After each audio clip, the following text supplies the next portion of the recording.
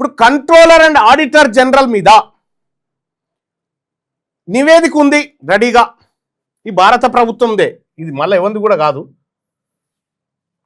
ఇంకో report of the controller and auditor general of India performance audit and Kaleshwaram project అని చెప్పి ఇగో ఇది క్లియర్గా వచ్చింది. Government of Telangana report number 1 2024 ఈ నివేదిక ఇటీవల బయటపెట్టింది.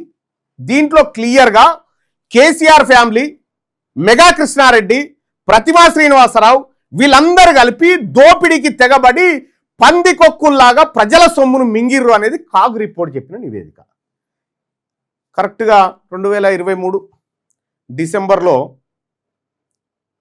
ఈ ప్రభుత్వం కాంగ్రెస్ ప్రభుత్వం అధికారంలోకి వచ్చినప్పుడు, అంతకంటే ముందు రాహుల్ గాంధీ గారిని కాళేశ్వరం ప్రాజెక్టుకు దొరకపోయింది రేవంత్ రెడ్డి. దశకిందిగా, మొత్తం దశకిందిగా.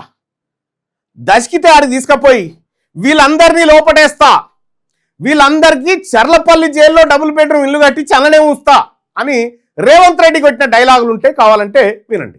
కాంగ్రెస్ అధికారంలోకి వచ్చిన ఎంబడి చర్లపల్లి జైల్లో కేసీఆర్కు డబుల్ బెడ్రూమ్ ఇల్లు కట్టించి కొడుకు, కోడలు, బిడ్డ, అల్లుడు అందరినీ ఒకటే జైల్లో ఒకటే డబుల్ బెడ్రూమ్ ఇంట్లో ఉంచుతాం.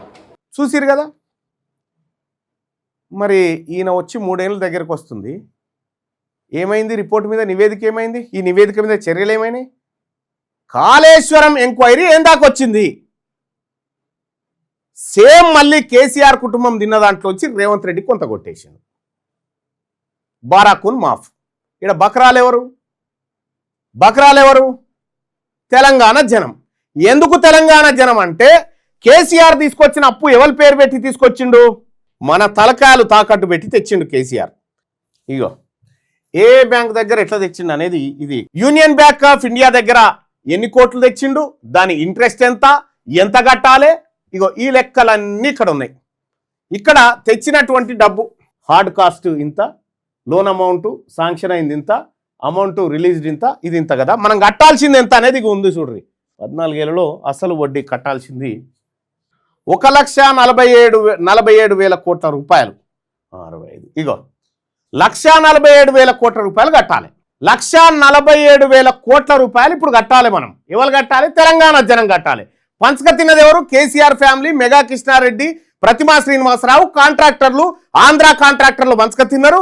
తెలంగాణ జనం నెత్తి మీద అప్పయింది, బతికింది కేసీఆర్ కుటుంబం.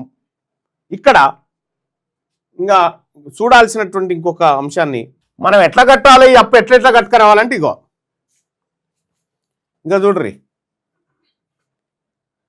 ఫస్ట్ ప్రాజెక్టు 38,500 కోట్లతో నడిచిపోయే ప్రాజెక్టును 81,911 కోట్ల కేసీఆర్ మార్చిండు.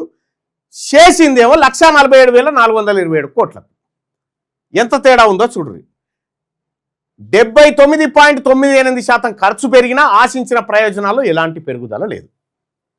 ₹1 ఖర్చు పెడితే ₹1.51 వస్తాయని కేసీఆర్ చూపించిండు. వచ్చిందేమో 0.52. రూపాయి ఖర్చు పెడితే 52 పైసలు వచ్చింది. ఇక్కడ విద్యుత్, రాష్ట్ర కరెంటును మింగేస్తున్న కాళేశ్వరాన్ని ఇక్కడ చూడొచ్చు.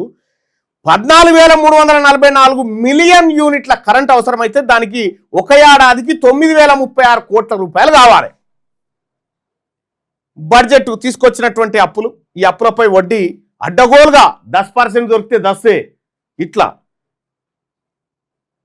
తెచ్చిన మొత్తం లోన్ ఎంత? 87,369 కోట్ల లోన్ తెస్తే 73,731 కోట్ల రూపాయలు వడ్డీ. ఇవి కలిసి 1,41,544 కోట్ల రూపాయలు ఇప్పుడు మనం కట్టాలి. ఎట్లా కడతాం మళ్ళన్నా అంటే ఇగో ఇట్లా కట్టుకురావాలన్నట్టు. 2024 ఎంత కట్టాలి, 25 ఎంత, 26 ఎంత, 27 ఎంత, 28 ఎట్లా, ఇగో ఇట్లా మొత్తం కలిసి మనం చెల్లించాల్సినటువంటిది 11,359 కోట్ల నుండి 25,109 కోట్ల రూపాయలు ప్రతి ఏడాది ఓన్లీ కాళేశ్వరం అప్పులు కట్టడానికి. మరి కాగ్ నివేదిక చెప్పింది. ఇంకా కేసీఆర్ గారి పర్ఫార్మెన్స్ మీద కొత్తగా ఇంకో సంస్థ దర్యాప్తు ఎక్కర్లేదు. కాగ్ నివేదిక మీద ఎంక్వైరీ చేసి కేసీఆర్ కుటుంబాన్ని తీసుకుపోయి లోపటేయాలి. ఒకటి అది ఈయన చేస్తలేడు. కాగ్ రిపోర్ట్ ఆధారంగా ఈడీ ఎంక్వైరీ చేయొచ్చు. ఇందులో జరిగినటువంటి అవకతవకలు, కాంట్రాక్టర్లకు జరిగిన ఆయాచిత లబ్ధి ఏదైతే ఉందో దానిపైన ఆ సంస్థలను గుప్పిట్లో పెట్టి ఆ సంస్థల పైన రైడ్లు చేసి కాళేశ్వరం ప్రాజెక్టు కథ ఏందో తెలియడానికి కేంద్ర ప్రభుత్వం సిబిఐ ఎంక్వైరీ జరిపించి సిబిఐ ద్వారా ఈ దోషులను పట్టుకోవచ్చు. ఇది బీజేపీ వాళ్ళు చేయరు, ఇది కాంగ్రెస్ వాళ్ళు చేయరు, వీళ్ళు ఇది చేయరు. అప్పేమని నెత్తి మీద పడ్డది? తెలంగాణ జనం మీద పడ్డది. ఇప్పుడు నేను చెప్పిన లెక్కలలో ఒక్క 0.1% తేడా ఉన్నా, ఇది నాది కూడా కాదు, మీరు అర్థం చేసుకోండి, కంట్రోలర్ అండ్ ఆడిటర్ జనరల్ నివేదిక, ఇది భారత ప్రభుత్వం బయట పెట్టినటువంటి నివేదికలో క్లియర్గా ఈ లెక్కలు ఉన్నాయి.